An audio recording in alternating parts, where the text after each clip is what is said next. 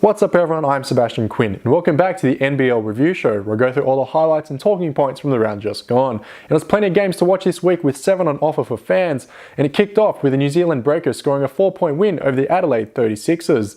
They led by as much as 14 points throughout the contest and solidified their spot on top of the NBL ladder. They were once again led by Edgar Sosa, who finished with 24 points, knocking down 5 3-pointers. The 36ers dominated inside with 26 points in the paint. Mitch Creek also finishing with 24 points, but it was the Breakers who were too strong, 92-88 the final score.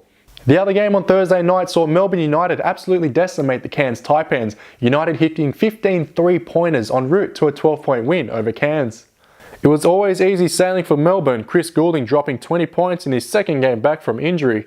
Casper Ware finishing on 26 points off an efficient 58% shooting from the field. Michael Carrera was the only starter who finished scoring in double figures for Cairns, the Taipans falling 87-65. After a disappointing round 4, the Illawarra Hawks bounced back in the best possible way with 4 out of their 5 starters finishing in double figures scoring.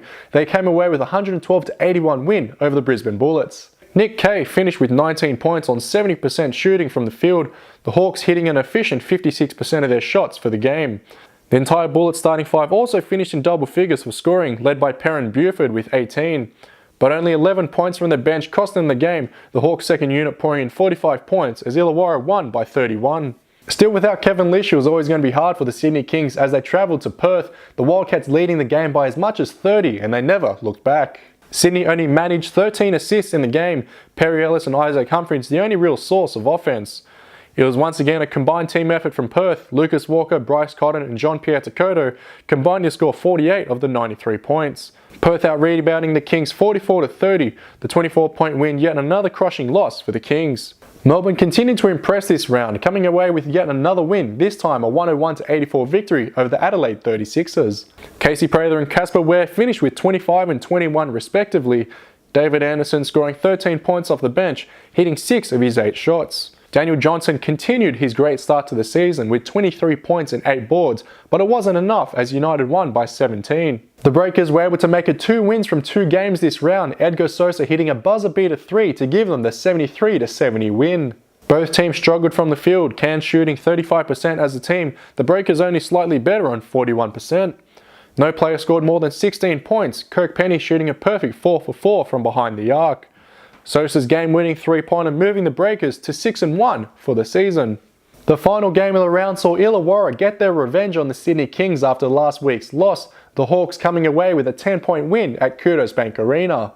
The Kings upped their scoring after struggling last game, Perry Ellis once again leading the team with 19 points. But it was Rodney Clark who stole the show, finishing on 29 points from just 7 makes from the field. He knocked down 5 3-pointers and was a perfect 10 for 10 from the free throw line, leading Illawarra to a 93-83 win. So after 2 fantastic wins this round for the New Zealand Breakers, I'm finally all in on the team. I was certainly skeptical with them over the past few weeks, but now they've proven their title credentials and moving forward they can only really get better. The only other concerning point for the round is still the Sydney Kings. After it looked like they may have turned a corner last week, they've come crashing back down to earth. One thing I could suggest for the Kings, why not play Perry Ellis and Isaac Humphries together? That way Ellis doesn't have to play centre and have to handle the defensive work and can just focus on the offensive side of the ball. Plus, you get Humphries, who's a big man who's 19, gets a lot more minutes and more time on the field and can continue to improve his game, potentially make it to the NBA. But more importantly, those two can productively be one of the best 2 players, the best 2 duos in the league if they get time together. So, Andrew Gaze, you're welcome. Anyway, let me know your player of the round, your highlight of the round, like and comment. Don't forget to hit me up on Twitter, it's @Seb_Quinn. Make sure you like and subscribe for more NBL news.